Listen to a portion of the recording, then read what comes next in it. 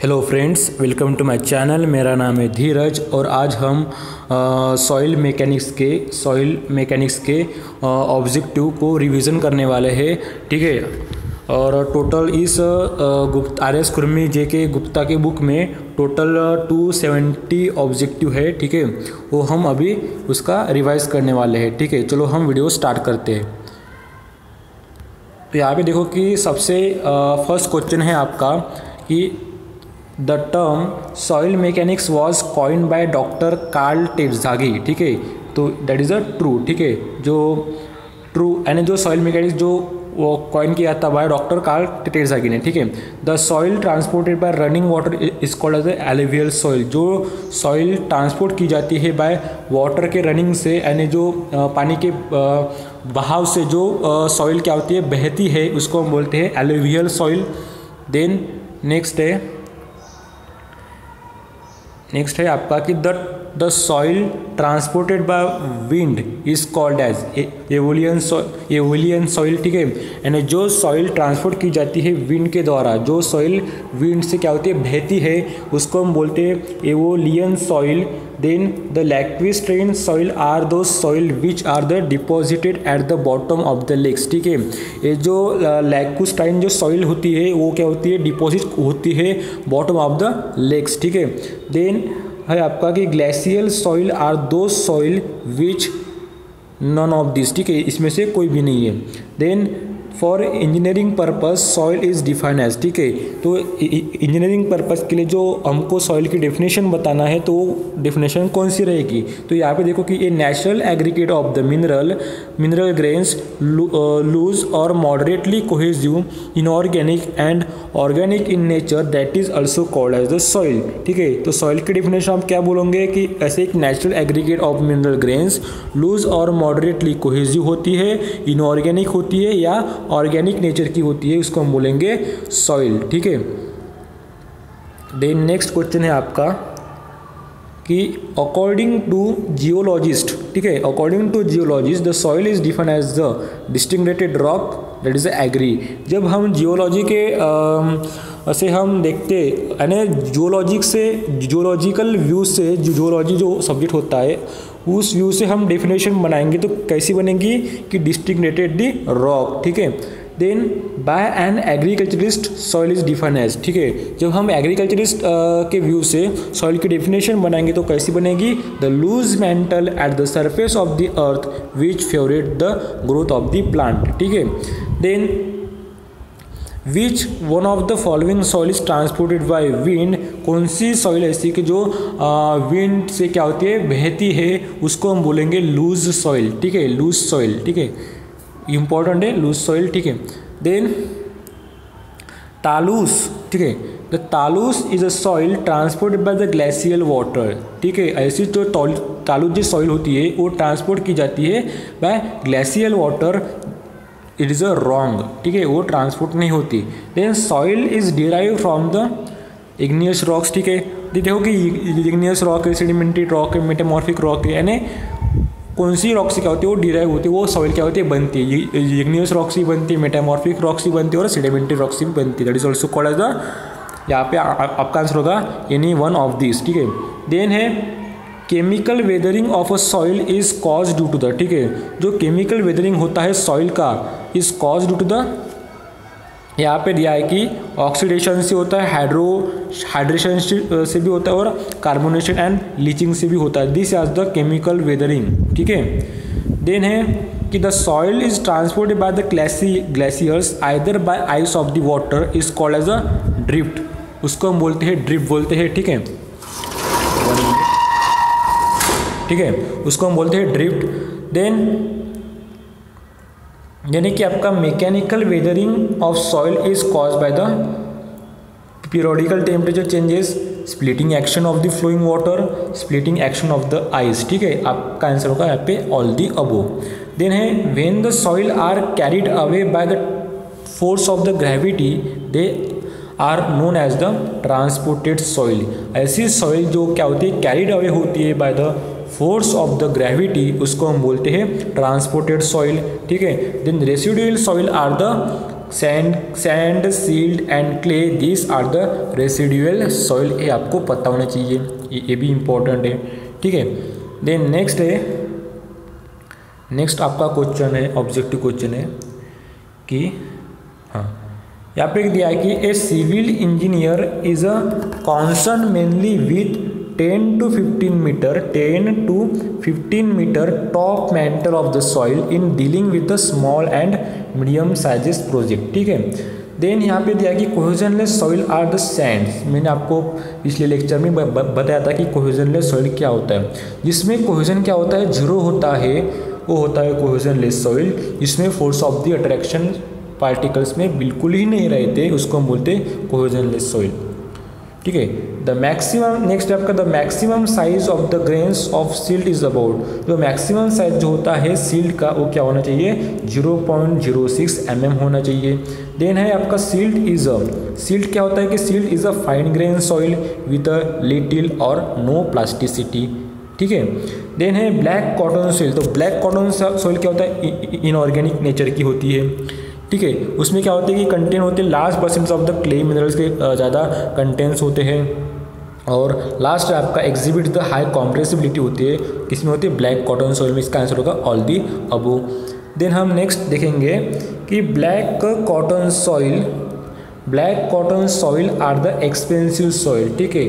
जो black cotton soil होती है वो क्या होती है, एक्सपेंसिव सॉइल होती है, नॉट अ रेसिडुअल, ठीक है। तो रेसिडुअल यानी कौन सी सॉइल होगी, मैंने आपको यही यहाँ पे बताया था कि रेसिडुअल सॉइल होगी आपकी सैंड। देखो कि मैं यहाँ पे आपको दिखा देता हूँ, देखो कौन सी होगी आपकी, सैंड है, सिल्ट है, क्ले है, ठीक है। ये होगी आपकी रेसिडुअल सॉइल। और ब्लैक कॉटन सॉइल आपकी कौन सी रहेगी, एक्सपेंसिव सॉइल रहेगी, नॉट अ रेसिडुअल, ठीक है। समझ गया इतना। देन हमारा चल रहा था कि 23 नंबर का question, a fine grain soil is a low permeability, ठीक है। मैंने आपको पहले ही बताया था कि परमेबिलिटी के लेक्चर में कि जिस सॉइल के ग्रेन का जो साइज होता है वो ज़्यादा होता है तब उसमें परमेबिलिटी ज़्यादा रहती है, क्योंकि फ्लो ऑफ वाटर क्या होता है वो उसमें पास हो जाता है, ठीक है। उसको हम बोलते हैं परमेबिलिटी। यानी कोर्स ग्रेन सॉइल में ज़्यादा परमेबिलिटी होती है और फाइन ग्रेन सॉइल में लो परमेबिलिटी होती है, ठीक है। एज हाई कॉम्प्रेसिबिलिटी, ठीक है, कि फाइन ग्रेन सॉइल में क्या होती है, हाई कॉम्प्रेसिबिलिटी होती है। Then may not be plastic, ठीक है। और ये जो फाइन ग्रेन सॉइल है ये मे नॉट बी प्लास्टिक होती है। तो आपका यहाँ पे आंसर हो जाएगा ऑल ऑफ दिस, ठीक है। देन है consolidation and compressibility of soil, ठीक है। जो consolidation and compressibility of the soils होती है वो deals with the change in volume of pores in a soil under the load, ठीक है। Consolidation and compressibility of soil deals with the change in volume, ठीक है, change in volume of the pores in a soil under the load. Then next है आपका the minimum size of the grains of silt is about 0.0002 mm।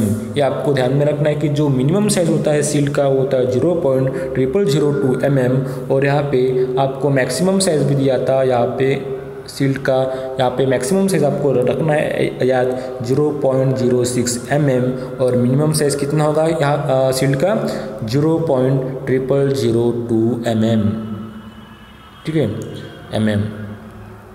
बस आपको इतनी condition आपको ध्यान में रखनी है। देन है कि the property of a soil which is of the great importance in finding the settlement of the structure is a consolidation, ठीक है, ये होगा आपका कंसोलिडेशन। देन नेक्स्ट आपके the sand is almost non compressible, ठीक है। तो यहाँ पे करेक्ट इसका आंसर कि जो सैंड होता है इज ऑलमोस्ट क्या होता है, नॉन कॉम्प्रेसिबल होता है, that is the correct answer. Then next है कि 28 नंबर का the maximum size of the particle of clay, ठीक है। जो आपका जो क्ले का मैक्सिमम पार्टिकल साइज कितना होना चाहिए ये आपको बताना है, तो इसका आंसर होगा आपका 0.002 mm, ठीक है। कौन सा रहेगा आपका 0.002 mm, ये होगा आपका मैक्सिमम साइज। देन नेक्स्ट आपका कि if the porous of a soil are completely run of air only the soil is said to be dry soil, ठीक है, मैंने आपको 3 फेज डायग्राम में बताया था कि ड्राई सॉइल के कंडीशन में क्या होता है कि जो पोर्स होते हैं सॉइल के वो कम्प्लीटली कौन फिल करता है, ओनली एयर ओनली। ठीक है, मैंने आपको यहाँ पे बताया था कि यहाँ पे होती है सॉइल, यहाँ पे होता है एयर कंडीशन, सॉरी एयर होता है। तो इसमें जो ये सॉइल में, ये जो सॉइल है उस सॉइल में जो वॉइड्स होते हैं वो कौन फिलअप करता है, एयर फिलअप करता है। ठीक है, तो ये कौन सी होगी, आपकी ड्राई सॉइल होगी। ठीक है, मैंने आपको ट्यूटोरियल नंबर 3 में आपको बताया था। ठीक है, हो गया आपका कंसेप्ट क्लियर। मैंने आपको पार्शियल के बारे में बताया था और फुल्ली सैचुरेटेड सॉइल के बारे में बताया था। वेट सॉइल में क्या रहेगा, सॉइल एंड वाटर रहेगा। ठीक है, देन नेक्स्ट हम देखेंगे कि the moist soil is a partially saturated soil. ठीक है, जो सॉइल क्या होती है, मॉइस्ट सॉइल होती है, वो होती है आपकी पार्शियली सैचुरेटेड सॉइल। ठीक है, then the ratio of the volume of void to the total volume of the soil mass is called as the porosity. The volume of the voids to the total volume of the soil solid is called as the porosity. इसको यही से mention करते हैं। ठीक है, ये होगा आपका समझ में आ गया। ठीक है, देन हम नेक्स्ट देखेंगे। नेक्स्ट है आपका 32 number, the ratio of the unit weight of a soil solid to that of the water is called as the specific gravity, यानी the ratio of the unit weight of soil solid। ठीक है, यानी unit weight of the soil solid, unit weight of the soil solid to the water, unit weight of the water, इसको हम बोलेंगे specific gravity, इसको हम G से mention करते हैं। ठीक है, ये आ गया आपको ध्यान में। देन नेक्स्ट है आपका कि the degree of the saturation of soil. ठीक है, जो degree of the saturation of the soil होता है उसका जो फार्मूला होता है वो ए होता है। ठीक है, ठीक है, volume of the water divided by volume of the air plus volume of the water. ठीक है, volume of air in the solid, यहाँ पे दिया है आपको nomination, volume of the water in the voids, volume of the solids and total volume of the voids, आपको ध्यान में रखना इंपॉर्टेंट है, भी इंपॉर्टेंट है। ठीक है, देन है आपका कि नेक्स्ट ऑब्जेक्टिव है आपका कि the unit weight of a soil is 0 air voids depends upon the unit weight of the water के ऊपर डिपेंड करता है, वाटर कंटेंट के ऊपर डिपेंड करता है, और स्पेसिफिक ग्रेविटी के ऊपर क्या करता है, डिपेंड करता है।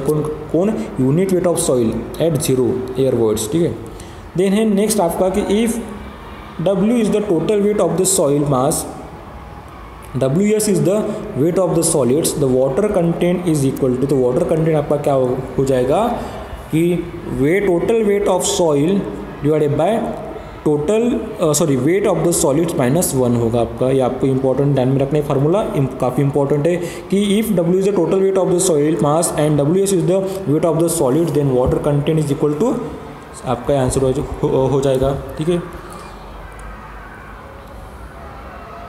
देन नेक्स्ट है आपका कि the relation between the porosity and void ratio. ठीक है, मैंने आपको ट्यूटोरियल शायद 2 में बताया था कि उसका रिलेशन का जो फार्मूला बनता है वो कैसा बनता है। ठीक है, तो यहाँ पे देखो कि the relation between the porosity and the void ratio is given by, तो यहाँ पे आ जाएगा आपका void ratio is equal to इसको हम मेंशन करते हैं पोरोसिटी से porosity divide by 1 minus porosity. ठीक है, ये समझ गए, ये भी इंपॉर्टेंट है आपका।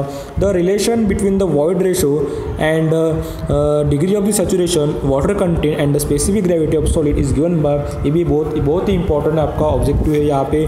तो E into S is equals to water content into the specific gravity, ये भी आपको ध्यान में रखना है। ठीक है, देन नेक्स्ट आपका the relation between the air content and the degree of the saturation is. ठीक है, जो रिलेशन होता है एयर कंटेंट का and the degree of the saturation का, वो होता है air content equals to 1 minus saturation. ठीक है, ये भी आपका इंपॉर्टेंट, इसको भी आपको ध्यान में रखना है। ठीक है, देन है आपका 39 है आपका the degree of the saturation for fully saturated soil. देखो कि मैंने आपको बताया था ट्यूटोरियल नंबर 2 में the degree of the saturation for fully saturated soil के लिए इक्वल्स टू 1 होता है। ठीक है, शायद मैंने ट्यूटोरियल नंबर 3 में बताया है, 2 या 3 में बताया। ठीक है, ये आपको ध्यान में रखना है। देन है the void ratio for saturated soil is equal to the product of water content and specific gravity. ठीक है, जो वॉइड रेशो होता है किसके लिए, फॉर सैचुरेटेड सॉइल के लिए, जो सैचुरेटेड जो सॉइल होती है उसके लिए जो वॉइड रेशो होता है वो इक्वल्स टू होता है वो equals to the product of water content and specific gravity. ठीक है, water content and specific gravity यहाँ पे दिया है। ठीक है, ये आपको ऐसे आपको ध्यान में रखना है। देन है नेक्स्ट है कि the ratio of the volume of air voids to the volume of voids that is also called as air content. देखो कि ये जो आर.एस. खुरमेन जी की गुप्ता की जो बुक है ना, वो आप ध्यान से पढ़ोगे ना, कंसेप्ट आपका बहुत ही क्लियर हो जाएगा यार इसमें से। ठीक है, आपके basic numericals, basic definition, basic values आपको लर्न हो जाएगी। ठीक है, बहुत ही इंपॉर्टेंट है। देन है for a perfectly dry soil mass. ठीक है, for a perfectly dry soil mass the degree of saturation is 0, it is also called S। ठीक है, यानी perfectly dry soil mass के लिए जो डिग्री ऑफ सेचुरेशन इज 0 होता है वो AS होता है। ठीक है, और degree of saturation for fully saturated soil के लिए कितना होता है, 1 होता है। और जब 0 रहता है डिग्री ऑफ सेचुरेशन वो परफेक्टली ड्राई सॉइल के लिए। ठीक है, देन नेक्स्ट है, मैंने आपको यहाँ पे बताया था 41 कि the ratio of the volume of air voids to the total volume of void that is also called होता है एयर कंटेंट। जो वॉल्यूम होता है air voids to the total volume of the voids that is also called as the air content. इसको बोलते हैं हम air content बोलते हैं, ये भी इंपॉर्टेंट है। ठीक है, देन यहाँ पे एक न्यूमेरिकल दिया है कि the difference between the maximum void ratio and minimum void ratio for a sand sample is 0.30 if the relative density of the sample is 66.6%। At void ratio दिया है 0.40, then the void ratio is for the sample is at its loosest state will be, इसका answer हो जाएगा आपका 0.60। ठीक है, आप यहाँ पे एक फार्मूला है, वो formula E equals to density index equals to E maximum, अच्छे से लिख लेता हूँ यहाँ पे, density index equals to E maximum minus E divided by E maximum minus E minimum. जब आप इस फॉर्मूले में पुट करोगे तो आपका आंसर मिल जाएगा 0.60। यहाँ पे आपको मैक्सिमम वॉइड रेशो दिया है, मिनिमम वॉइड रेशो यहाँ पे दिया है, और रिलेटिव डेंसिटी दी है सैंपल, यानी आप सबकी वैल्यू आपको दी है। ठीक है, देन नेक्स्ट है आपका कि the dry density of soil is 1.5 gram per centimetre cube. If the saturation water content is 50%, then its saturated density and submerge density will respectively, इसका आंसर हो जाएगा 2.25 ग्राम per centimetre cube and 1.25 gram per centimetre cube. ठीक है, then next है आपका, तो यहाँ पे देखो कि नेक्स्ट आपका ऑब्जेक्टिव है a soil sample is having a specific gravity 2.60 and void ratio दिया आपको 0.78। The water content in percentage required to fully saturated sample the ratio of will be, जब इसका सॉल्व करोगे तो इसका आंसर आ जाएगा 30। ठीक है, 30।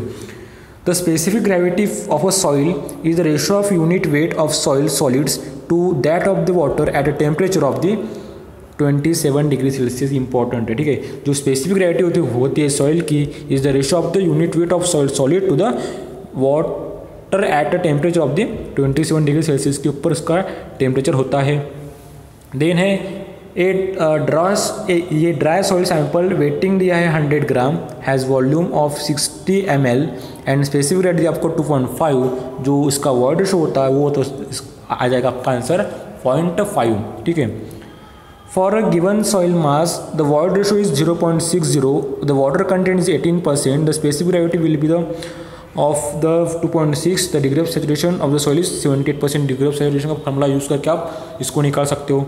देन है आपका नेक्स्ट है कि the ratio of the difference between the void ratio in its lowest state and its natural void ratio to the difference between the void ratio is the lowest and the densest state is called as the density index, relative density index and degree of the density।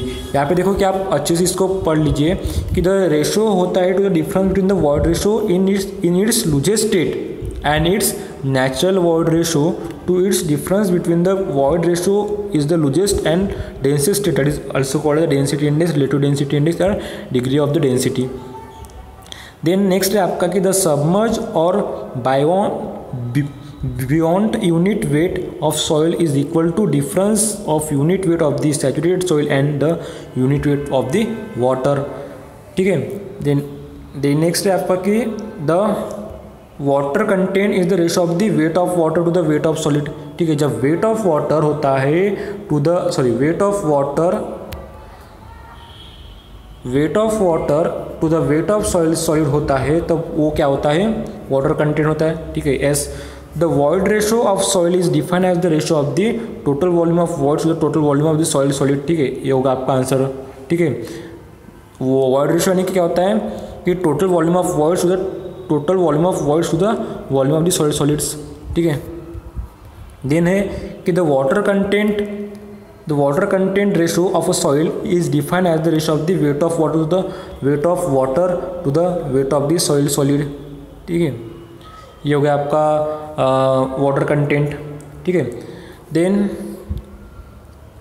The degree of the saturation for moist soil. ठीक है, जो degree of the saturation होता है moist soil के लिए वो होता है 50% to 75%. ठीक है, then the approximate void ratio in sandy soil. ठीक है, देखो कि आपको पूछा जा सकता है कि जो अप्रोक्सीमेट वॉइड रेशो होता है सैंडी सॉइल में वो कितना होता है, 0.6 होता है. ठीक है, देन है आपका कि when the soil particle are less than 0.002 mm, the force of the gravity on each particle is negligible as compared to electric surface charges. ठीक है, जो सॉइल के जो पार्टिकल्स होते हैं, जब वो सॉइल के पार्टिकल 0.002 mm से कम होते हैं, the force of the gravity on each particle, जो फोर्स ऑफ द जो ग्रेविटी आती है पार्टिकल्स के ऊपर वो निग्लिजिबल होती है as compare to the electric surface charges. ठीक है, देन है आपका कि which of the following clay mineral gives the maximum swelling. ठीक है, तो आपको ध्यान में रखना है कि जो माउंट मोरी इलिनॉइट जो होती है, कौन सा, माउंट मोरी इलिनॉइट, ऐसा जो क्ले मिनरल्स होता है वो क्या करते हैं, मैक्सिमम क्या देता है, स्वेलिंग देता है. ठीक है, देन है कि the gravel and sand is a non cohesive coarse grain soil. ठीक है, जो ग्रेवल एंड जो सैंड होता है वो क्या होता है, non cohesive coarse grain sand होता है. ठीक है, क्योंकि कोहेजनलेस सॉइल का जो एग्जाम्पल होता है, वो होता है सैंड एंड ग्रेवल, क्योंकि उसमें क्या होता है, कोहेजन बिल्कुल ही नहीं रहता, कोहेजन की वैल्यू क्या होती है, इसमें 0 रहती है. ठीक है, देन है आपका नेक्स्ट है आपका कि the specific gravity of Sandy soil.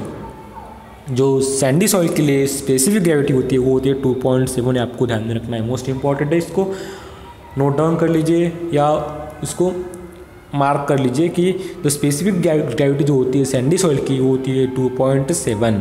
ठीक है, देन हम नेक्स्ट देखेंगे. नेक्स्ट है आपका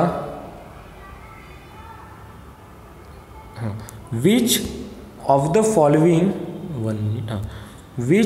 the following gives the correct decreasing order of the densities of soil sample. ठीक है, तो यहाँ पे देखो कि पहला होता है सैचुरेटेड, देन होता है वेट, देन होता है ड्राई एंड देन होता है सबमर्ज. ठीक है, आपको कैसा याद रखना है कि पहला होता है सैचुरेटेड, देन होता है वेट, देन होता है ड्राई, देन होता है सबमर्ज. ये क्या होता है, एक करेक्ट क्या है, डिक्रीजिंग ऑर्डर है. ठीक है, डिक्रीजिंग ऑर्डर है of the density of soil sample का. ठीक है, और इंक्रीजिंग ऑर्डर क्या रहेगा, पहला सबमर्ज रहेगा, देन ड्राई रहेगा, देन वेट रहेगा और देन सैचुरेटेड रहेगा. This are the increasing condition. ठीक है, और यहाँ पे दिया आपको डिक्रीजिंग वाली कंडीशन. ठीक है, then bulk density of soil is defined as the ratio of. ठीक है, तो आपको जो बल्क डेंसिटी ऑफ जो सॉइल होती है is defined as the ratio of the total mass of the soil to the total volume of the soil. ठीक है, यानी टोटल मास, सॉइल का टोटल मास लेना है, डिवाइड बाय उसको करना है total volume of the soil, वो होगा आपका bulk density of the soil. The unit weight of soil mass is express in newton per metre cube. ठीक है, जो यूनिट वेट लेते हैं हम सॉइल मास का, वो हम एक्सप्रेस करते हैं न्यूटन पर मीटर क्यूब से. Then the dry density of soil is same as the unit weight of solid, that is the false. जो ड्राई डेंसिटी होती है सॉइल की यह सेम नहीं होती as the unit weight of the soil, ठीक है। देन नेक्स्ट हम देखेंगे, देखो मैं आपको ओनली रिवीजन करके ले रहा हूँ, ठीक है। देखो कि the density of soil mass is express in kg per metre cube, ठीक है। Then if the volume of voids, ठीक है, जो डेंसिटी होती है अब सॉइल मास की हो वो क्या करते हैं kg पर मीटर क्यूब में उसको हम एक्सप्रेस करते हैं। Then if the volume of voids is equal to the volume of the soil solids, then the values of the porosity and void ratio are respectively 1 and 0.5। ये बहुत ही important है, इसको ध्यान से पढ़िए कि if the volume of voids is equal to the volume of the soil solids, then the values of the porosity की जो वैल्यू होती है एंड जो पोरोसिटी की जो वैल्यू होती है एंड वॉइड रेशो की जो वैल्यू होती है वो होती है 1 and 0.5, ठीक है। तो आपको यहाँ पे ध्यान में रखना है कि जब volume of voids equals to होता है volume of the soil solid से, देन जो पोरोसिटी की वैल्यू होती है वो रहती है 1 एंड वॉइड रेशो की जो वैल्यू होती है वो रहती है आपकी 0.5। बहुत ही इंपॉर्टेंट यह ऑब्जेक्टिव है, ठीक है। देन हम देखेंगे नेक्स्ट ऑब्जेक्टिव, हम देखेंगे कि if W is the water content and density is the unit weight of soil mass, then the unit weight of the dry soil is equal to, तो यहाँ पे आपका आ जाएगा answer unit weight divide by 1 plus water content, ठीक है। ये होगा आपका ड्राई सॉइल के लिए, ड्राई डेंसिटी इसको हम बोलते हैं, ठीक है, ड्राई डेंसिटी इसको बोलते हैं, density equal to 1 plus water content, ये भी इम्पोर्टेंट है। देन नेक्स्ट है आपका कि the relation between dry unit weight, जो रिलेशन होता है between the dry unit weight का एंड स्पेसिफिक ग्रेविटी का एंड वॉइड रेशो का और पोरोसिटी का भी, देन इसका जो फार्मूला बनता है वो बनता है dry density equals to specific gravity into dry unit weight of the water 1 plus void ratio होता है, ठीक है। देन नेक्स्ट हम देखेंगे कि the unit weight of completely saturated soil, जो यूनिट वेट जो होता है कंप्लीटली सैचुरेटेड सॉइल का, वो उसका जो फार्मूला होता है वो होता है G plus E density of water, unit weight of the water bye 1 plus E। यहाँ पे आपको दिया है कि नॉमिनेशन दिया है specific gravity is void ratio and unit weight of the water दिया है। देन है आपका next objective, the relation between the saturated unit weight, the specific gravity, porosity is given by, इसका जो आंसर रहेगा वो रहेगा आपका G into density of water into 1 minus E, ठीक है, आप यहाँ से देख सकते हो। Then the submerge unit weight for completely saturated soil, जो सबमर्ज यूनिट जो वेट होता है for a completely saturated soil का वो होता है G minus 1 divided by unit weight of the water upon 1 plus E, ठीक है। देन है water content of a soil can be accurately determined by oven drying method, ठीक है। जो हम वाटर कंटेंट निकालते हैं सॉइल के लिए कैन बी एक्यूरेटली हम किससे निकालते हैं, ओवन ड्राइंग मेथड के लिए, ठीक है। ये जो वाटर कंटेंट किसके मेथड है, पिक्नोमीटर है, calcium carbide method, sand bath method है, अल्कोहल मेथड है, बहुत से टोटल 7 या 8 मेथड है, ठीक है। तो यहाँ पे जो एक्यूरेटली जो डिटरमाइन करते हैं हम वाटर कंटेंट वो होता है oven drying method, most important, आप इसको मार्क कर लीजिए, क्योंकि oven drying method is the best method which is use to calculate the accurate water content, ठीक है। देन नेक्स्ट है आपका कि the specific gravity of a soil, ठीक है, 1 मिनट, हाँ, the specific gravity of soil solid is determined by the pycnometer, ठीक है, कि पिक्नोमीटर मेथड से हम क्या करते हैं स्पेसिफिक ग्रेविटी निकालते हैं सॉइल का, ठीक है। Then according to the pycnometer, important है, according to the pycnometer method the specific gravity of soil solids G is given by, जो फार्मूला बनता है स्पेसिफिक ग्रेविटी का बाय पिक्नोमीटर मेथड से वो क्या बनता है M2 minus M1 divided by M2 plus M4 minus M1 minus M3। पहला होगा आपका mass of the pycnometer weight, then होगा mass of pycnometer plus dry soil, mass of pycnometer soil solid and water, and M four is the mass of pycnometer and water. मैंने tutorial number 3 में आपको बताया था pycnometer के बारे में, ठीक है। देन है आपका लास्ट है 75 आपका the Stokes law is use to determine the grain size distribution of the soil whose grain size finer than the 0.075 mm, ठीक है। जो ग्रेन साइज होता है distribution of the soil whose grain size final than 0.075 mm, ठीक है, stocks law है, ठीक है। देन है hydrometer analysis is use to determine the density of soil suspension, that is the agree, ठीक है। जो हाइड्रोमीटर होता है एनालिसिस हम करते हैं is use to determine the density of soil expansion soil suspension, that is the agree. Then है आपका कि the standard temperature at which the hydrometer is calibrated is 27 degree Celsius. जो स्टैंडर्ड टेम्परेचर होता है at which the hydrometer is calibrated is 27 degree Celsius. When the hydrometer analysis is perform, ठीक है, जब हम हाइड्रोमीटर एनालिसिस को perform करते हैं it requires the correction for the temperatures only, meniscus only and dispersing agents only, ठीक है। Then according to the Stokes law the velocity at which grains the settle out of the suspension, all other factors being equal, is dependent upon the all of the shape of the grains, size of the grains and weight of the grains, ठीक है। Then next है कि according to the Indian standards के हिसाब से जो the dispersing solution used in PPT method for the determination of the size of the particle consists of this 7 ग्राम of this sodium carbonate लेते हैं, 33 gram of the sodium hexametaphosphate लेते हैं and 1 litre हम लेते हैं distil water लेते हैं, ठीक है। देन है the smallest sieve size according to the Indian standard वो होती है 0.045 mm। यह बहुत इंपॉर्टेंट है, it is most important objective कि जो स्मॉलेस्ट सीव जो होती है साइज जो होती है इंडियन स्टैंडर्ड का वो होती है 0.045 mm सीव होते हैं, द स्मॉलेस्ट सीव, ठीक है, इसको मार्क कर लीजिए। देन है आपका according to the Indian standard in a 2 mm sieve, ठीक है, according to the Indian standard in a 2 mm sieve में होता है each hole is square and its side is 2 mm, ठीक है।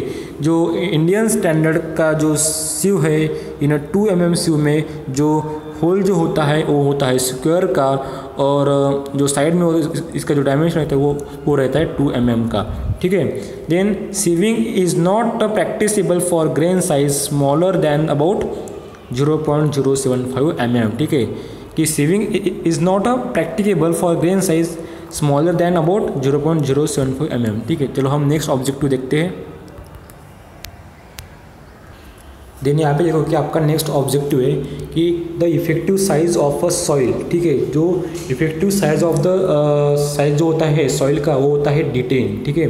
Detain is the effective size of the soil, ठीक है। ये काफ़ी बार पूछा गया है, ठीक है। The uniformly next objective the uniformly coefficient of soil is defined as the ratio of the D60/D10, ठीक है। D60/D10 it is the ratio of uniformly coefficient of soil, ठीक है, D60/D10 मोस्ट इम्पॉर्टेंट है। देन है कि the particle size range is measured by, जो particle size जो होता है वो हम मेजर किससे करते हैं यूनिफॉर्मली कोएफिशिएंट से, ठीक है। यूनिफॉर्मली कोएफिशिएंट से हम क्या करते हैं पार्टिकल का साइज जो रेंज होता है वो हम मेजर करते हैं। Then a soil having 1 minute इसको जूम कर लेता हूँ, हाँ। देन यहाँ पे देखो कि हाँ कौन सा चल रहा था अपना, हाँ सॉरी हाँ ये हो गया आपका, हाँ द ये soil having particle of nearly the same size ये is known as a uniform soil, ठीक है। ऐसा सॉइल कि जिसका having particle is nearly the same होता है, यानी ऐसा पार्टिकल उसका जो साइज होता है वो नियरली क्या होता है सेम होता है, उसको हम बोलते हैं यूनिफॉर्मली सॉइल, ओके।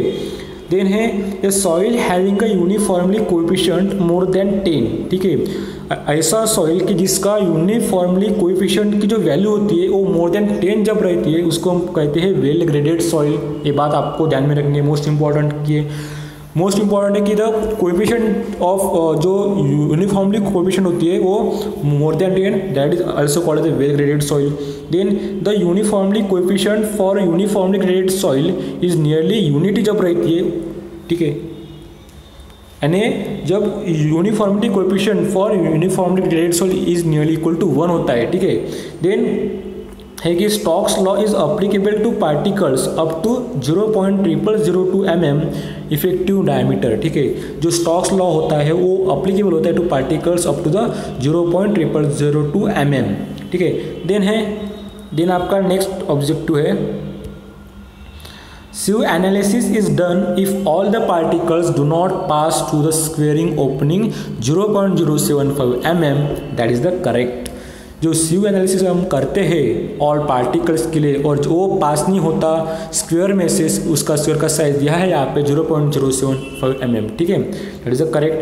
देन है आपका नेक्स्ट ऑब्जेक्टिव कि the ratio of the unconfined compressive strength of undisturbed soil is to unconfined compressive strength of soil is in a remolded state is called as sensitivity, ठीक है।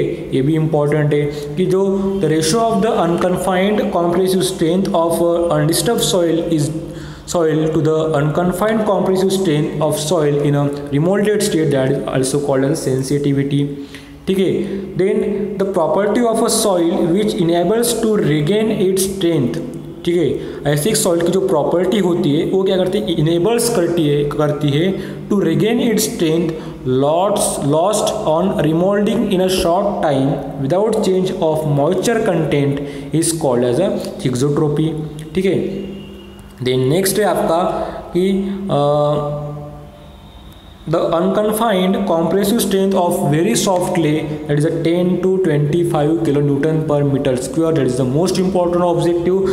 जो unconfined compressive strength होता है of very soft clay का वो होता है 10 to 25 kilonewton per meter square होता है।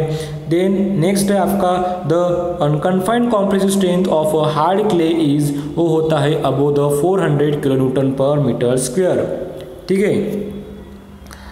और नेक्स्ट है आपका objective the sensitivity of a normal clay is about 2 to 4। जो सेंसिटिविटी जो वैल्यू होती है नॉर्मल क्ले के लिए वो होती है 2 to 4, ठीक है। The maximum water content of a saturated soil at which a reduction in its moisture content does not cause a decrease in volume of the soil is called as shrinkage limit, ठीक है। Shrinkage limit यानी क्या होता है कि the maximum water content of a saturated soil at which the reduction in the moisture does not causes a decrease in volume of the soil is called as a shrinkage limit, ये भी important है। When the water content in a soil, जब water content होता है सॉइल में is reduce beyond it the shrinkage limit, beyond the shrinkage limit will be in a solid state, हो गया आपका सॉलिड स्टेट हो गया, ठीक है। देन है नेक्स्ट है आपका the water content in a soil, जो वाटर कंटेंट होता है सॉइल में eight which just shear strength develop, जहाँ पे शेयर स्ट्रेंथ डेवलप होता है वो होता है आपका लिक्विड लिमिट, ठीक है। ये भी आप देख लीजिए, ठीक है।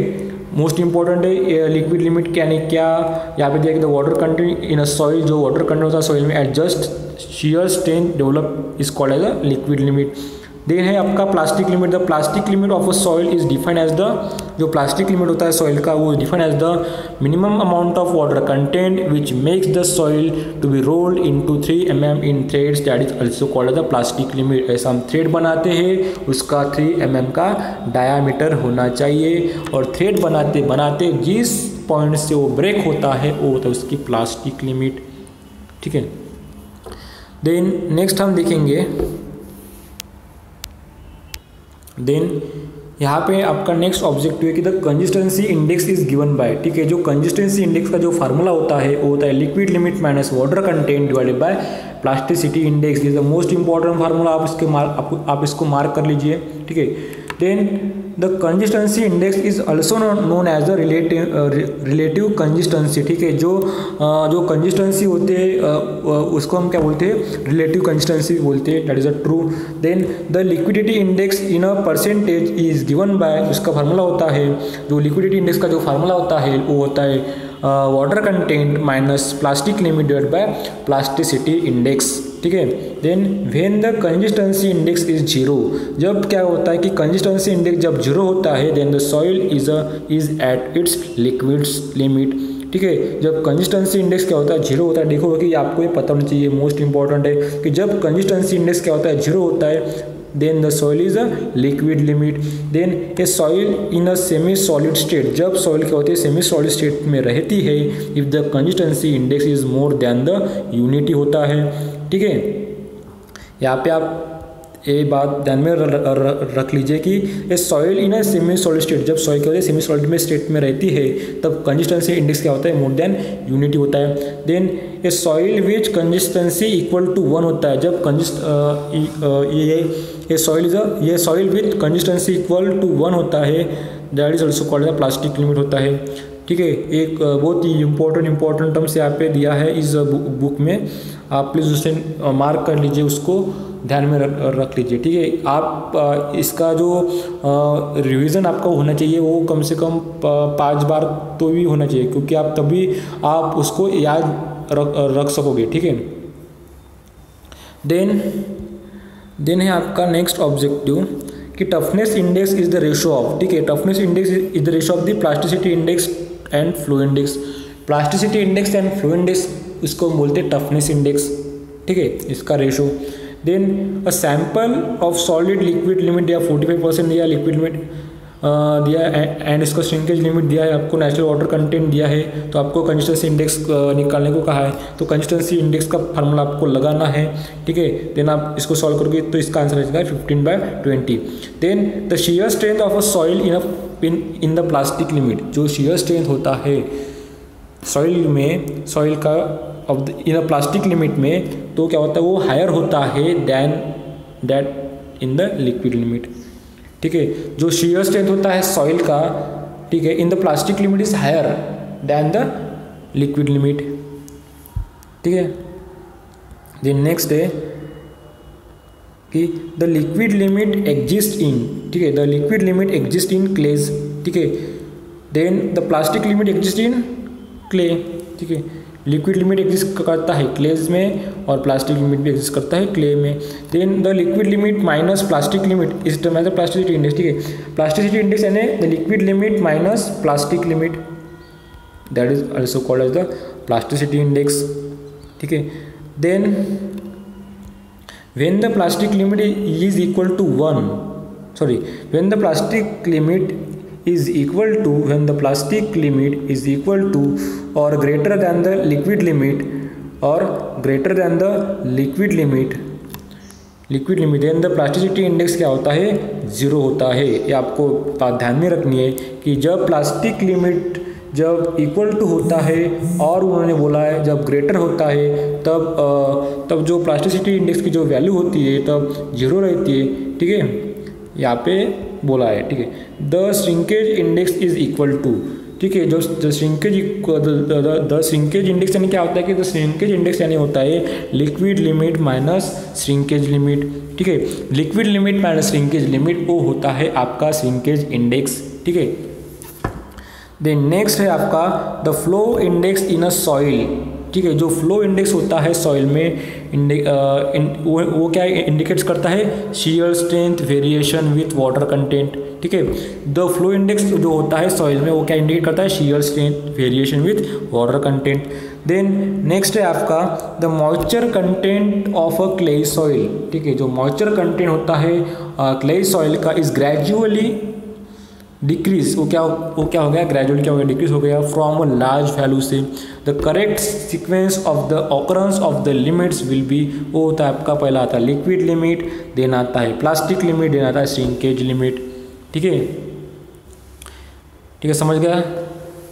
यहाँ पे भी ऐसा भी हमने कंसिस्टेंसी लिमिट में देखा था, ठीक है। पहला liquid limit, then plastic limit, then shrinkage limit, ठीक है। देन नेक्स्ट है आपका ऑब्जेक्टिव। देन यहाँ पे देखो कि the clays which exhibit high activity, ठीक है, जो क्ले की जो होती है उस विच एग्जिबिट हाई एक्टिविटी होती है, तो बोथ ए एंड बी, ठीक है, contain montmorillonite and high have the high plasticity index. Then है नेक्स्ट है कि the activity of clay is defined as the ratio of, जो एक्टिविटी होती है क्ले की, इसको हम क्या डिफाइन करते, कैसे डिफाइन करते हैं, plasticity index to the clay fraction, ठीक है। देन है the plasticity index is the ratio of the liquidity index and flow index. जब plasticity index is the ratio of the liquidity index, the flow index wrong हो गया है। Plasticity index को हम उसका डिफिनेशन क्या है, liquid limit minus plastic limit, that is also called as the plasticity index, ठीक है। देन नेक्स्ट है, ये आपको टेबल ध्यान में रखना है, बहुत ही इंपॉर्टेंट है कि the soil transported by water is called as alluvial soil, the soil transported by wind that is called as aeolian soil, the smallest size sieve size is 0.045 mm and the maximum particle size of the clay is 0.002 mm, ठीक है। आ गया है ध्यान में, most important है, ठीक है। Then the ratio of the liquid limit minus natural water content of a soil to its plasticity index is known as the relative consistency. Relative consistency यानी क्या होता है, the ratio of the liquid limit minus natural water content to its plasticity index, that is also called as a relative consistency. Then next क्या आपका, when the particles of a soil are oriented edge to edge or edge to face with respect to one another, the soil is said to be flocculent structure। वो क्या होता है, flocculent structure होता है। A soil containing continuous voids, जो soil में continuously क्या होता है, voids होते हैं, उसको हम बोलते हैं परमिएबल सॉइल, ठीक है। और जिसमें कंटिन्यूस वर्ड्स नहीं रहे तो वो होगा आपका impermeable. Then which of the following is high permeable, तो यहाँ पे आप देखो और सोचो और बताओ कि कौन सा हाई परमिएबल होता है, ग्रेवल, क्योंकि इसमें क्या होते हैं, एक कोर्स ग्रेन होता है, जिसमें कोर्स ग्रेन ज़्यादा होता है वो होता है हाईली परमिएबल, उसमें ज़्यादा वाटर क्या होता है, फ्लो हो जाता है। Then which of the following is a practically impermeable clay, ठीक है, वो क्या है, इम्परमिएबल, प्रैक्टिकली इम्परमिएबल है, ठीक है, क्योंकि इसमें फाइन पार्टिकल्स होते हैं क्ले में, ठीक है, दैन सैंड। देन नेक्स्ट है आपका, a sample of clay and sample of a sand have same specific gravity.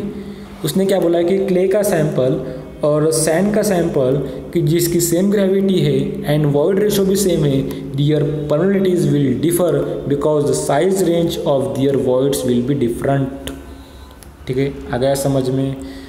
Then है the property of the soil mass which permits the seepage of water through its interconnecting voids is called as the permeability.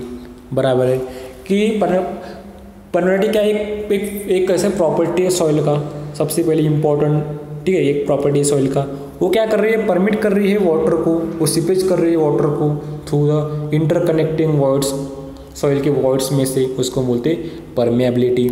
The unit of coefficient of the permeability is same as that of the velocity as, ठीक है, correct है, जो unit होता है coefficient of the permeability का is same होता है that of the velocity, ठीक है। Then when applying the Darcy's law to soil, ठीक है, जब हम अप्लाई करते हैं डार्सीज लॉ टू सॉइल के लिए, it is assume that the soil is incompressible, flow condition is laminar and soil homogeneous and isotropic. ये मैंने आपको ट्यूटोरियल नंबर 3 में बताया था डार्सीज लॉ में, ठीक है। देन नेक्स्ट है आपका कि the value of the permeability, the value जो होती है आपकी परमेबिलिटी की वो होती है डिपेंड्स होती है upon the direction of the flow of water through the soil mass. ठीक है, मैंने आपको परमेबिलिटी में बताया था, यानी ट्यूटोरियल नंबर शायद 2 में बताया था मैंने कि व्हाट इज़ द परमेबिलिटी और उस पर कौन कौन से पॉइंट्स उसमें डिपेंड करते हैं। ठीक है, और कौन कौन से फैक्टर्स पे उसके ऊपर डिपेंड करते हैं, ये भी आपको इंपॉर्टेंट ध्यान में रखना है। ठीक है, मोस्ट इंपॉर्टेंट है। ठीक है, आप ट्यूटोरियल नंबर 2 में देख लीजिए।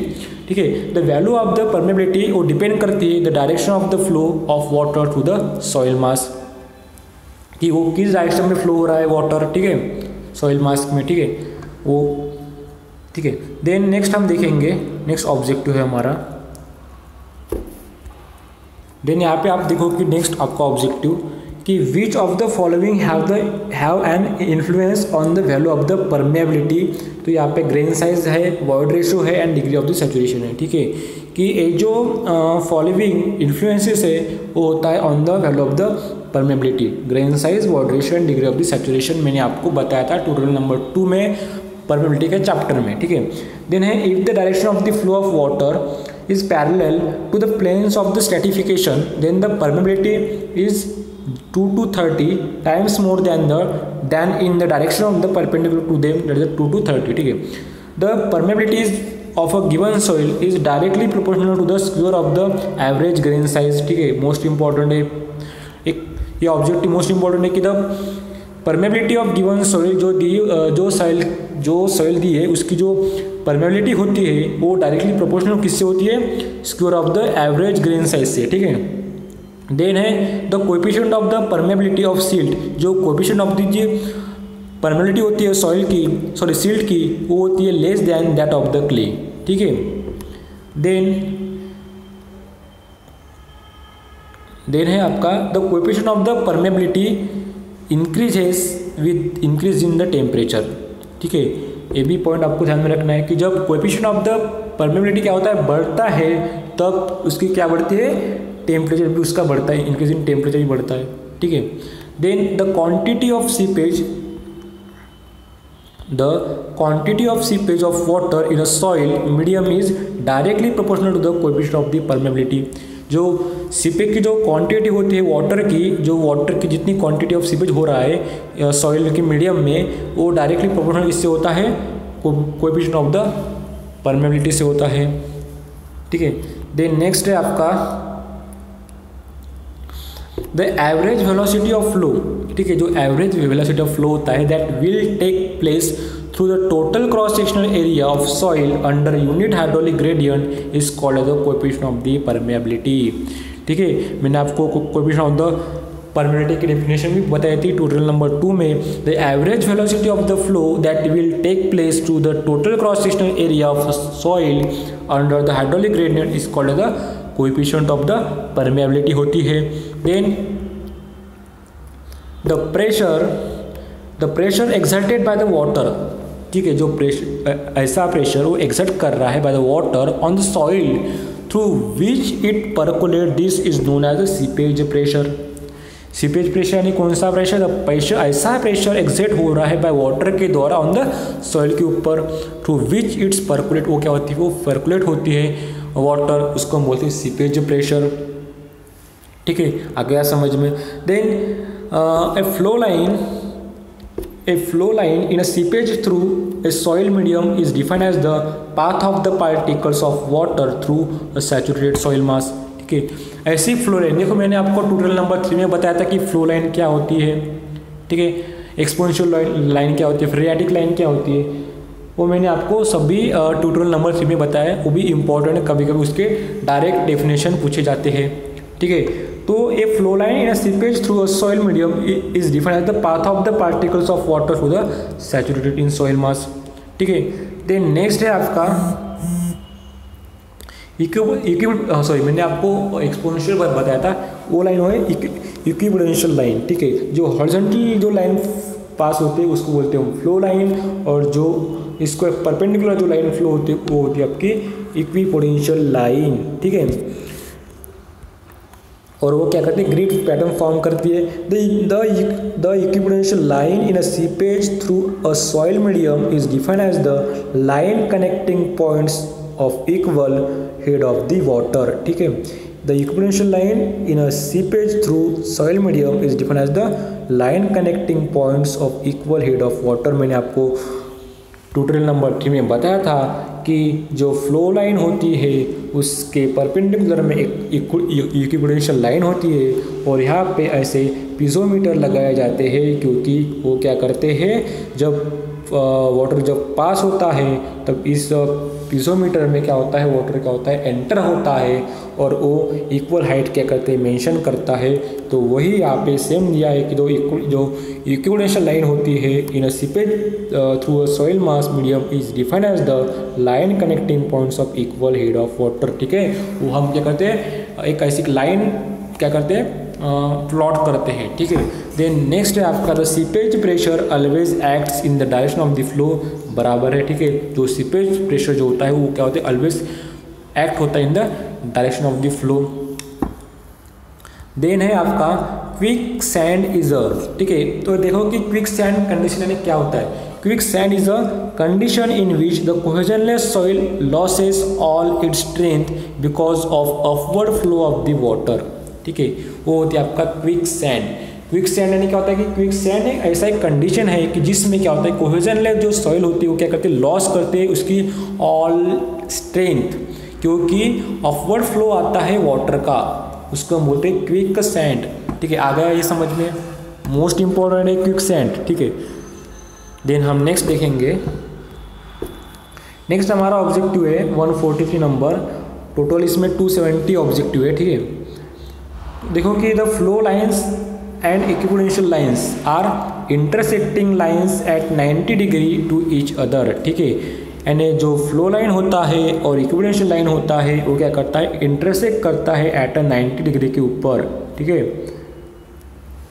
ठीक है, then the flow net in a seepage of water, जो फ्लो नेट होता है in a seepage of water through the soil medium is a network of the flow lines and equipotential lines. ठीक है, the flow net is use to determine the, जो flow net होता है use to determine the, मैंने आपको बताया था tutorial number 3 में उसके यूजेस, फ्लो नेट के यूजेस। वो क्या करता है, डिटरमाइन करता है seepage flow, seepage pressure, exit the gradient. ठीक है, ये तीनों भी इंपॉर्टेंट है। Then which of the following statement is correct, यहाँ पे आपको स्टेटमेंट बताना है कि कौन सा स्टेटमेंट करेक्ट है। तो यहाँ पे आप देख सकते हैं कि पहला कि the flow lines are perpendicular to equipotential lines, ये स्टेटमेंट ही करेक्ट है। ठीक है, no two flow lines and equipotential lines are start from the same point, बराबर है, क्योंकि फ्लो लाइन और इक्विपोटेंशियल लाइन कभी भी स्टार्ट नहीं होता सेम पॉइंट से, वो अलग अलग पॉइंट से क्या होते स्टार्ट होते हैं। समझ गया ये point. Then no two flow lines cross each other, जो फ्लो लाइंस होते हैं, दोनों ही फ्लो लाइंस होते हैं, कभी भी फ्लो लाइंस क्या होते हैं, वो क्या करते हैं, वो कभी भी क्रॉस नहीं करते एक दूसरे से वो कभी भी क्रॉस नहीं करते। कौन क्रॉस करता है, flow lines and equipotential lines क्या करते हैं, क्रॉस करते हैं, ये भी आपको पता होना चाहिए। ठीक है, flow line, equipotential lines, phreatic line क्या होता है, उसके यूजेस क्या होते हैं, वो क्या डिटरमाइन करते हैं, वो सभी मैंने ट्यूटोरियल नंबर 3 में बता दिया, मोस्ट इंपॉर्टेंट टॉपिक है वो। ठीक है, देन है आपका एक्जिस्ट ग्रेडियंट, नेक्स्ट ऑब्जेक्टिव है आपका the exit gradient of the seepage of water through the soil medium is the ratio of the head loss to the length of the seepage. ठीक है, ये भी आपका इंपॉर्टेंट है कि जो एग्जिट ग्रेडियंट होता है सीपेज ऑफ वाटर का थ्रू द सॉइल मीडियम से, वो होता है आपका ratio of the head loss to the length of seepage, then है आपका the hydraulic gradient provided at the downstream side. ठीक है, जो हाइड्रोलिक ग्रेडियंट हम प्रोवाइड करते हैं at the downstream side of the hydraulic structure such as a dam is called as the downstream gradient भी बोल सकते हैं, टेल वाटर ग्रेडियंट भी बोल सकते हैं और एक्जिस्ट ग्रेडियंट भी इसको हम बोल सकते हैं। ठीक है, देन देखो कि आपका एक मोस्ट इंपॉर्टेंट है आपका A149 का objective, the critical gradient of the seepage of water in a soil medium is G-1/1 + C। ठीक है, मोस्ट इम्पॉर्टेंट है। देन है आपका a deposit of a fine sand has a porosity and the specific gravity of soil as solid, इसको हम G से mention करते हैं। The hydraulic gradient of the deposit to develop the boiling condition of sand is given by the G-1 into 1 minus eta, that is the porosity, eta इसको porosity बोलते हैं। The direction of the seepage is always perpendicular to the equipoential lines, ठीक है। जो direction of the जो seepage होता है वो क्या होता है, ऑलवेज क्या होता है, परपेंडिकुलर होता है टू द इक्विपोटेंशियल लाइंस, ठीक है। देन है नेक्स्ट है आपका द क्रिटिकल ग्रेडियंट, जो क्रिटिकल ग्रेडियंट होता है, the critical gradient of the seepage of water increases with the decrease in void ratio, ठीक है। जो क्रिटिकल ग्रेडियंट होता है of the seepage of water increase with the decrease in void ratio, ठीक है। Then next है आपका objective, the critical gradient of seepage of water increases with the increase in specific gravity of soil, ठीक है। जो critical gradient होता है seepage water का जब बढ़ता है उसके साथ क्या बढ़ जाता है, स्पेसिफिक ग्रेविटी भी बढ़ जाता है, ठीक है। देन है आपका next objective, the seepage force in a soil, ठीक है। जो सीपेज फोर्स होता है सॉइल में वो प्रोपोर्शनल होता है to the head loss, perpendicular होता है to the equipotential lines and proportional to होता है टू द एक्जिस्ट ग्रेडियंट, ठीक है। ये भी आ गया आपके समझ में। देन नेक्स्ट है आपका, यहाँ पे आप देख सकते हैं कि हमारा जो वीडियो है वो 1 आवर्स का हो चुका है, ठीक है। तो देखो कि हम कल ट्यूटोरियल नंबर 4 डिस्कस करेंगे और जो रिमेनिंग हमारे जो ऑब्जेक्टिव अभी बचे थे, टोटल 270 ऑब्जेक्टिव है इस RS खुरमी गुप्ता की बुक में, गुप्ता के बुक में, सॉरी मैं उल्टा बोला, ठीक है, गुप्ता के बुक में। और हमारे अभी रिमेनिंग बचे हैं शायद 114 ऑब्जेक्टिव हमारे बचे हैं, तो हम वो ऑब्जेक्टिव कल डिस्कस करने वाले, ठीक है। तो कल आपका क्या रहेगा, ट्यूटोरियल 4 रहेगा और 114 ऑब्जेक्टिव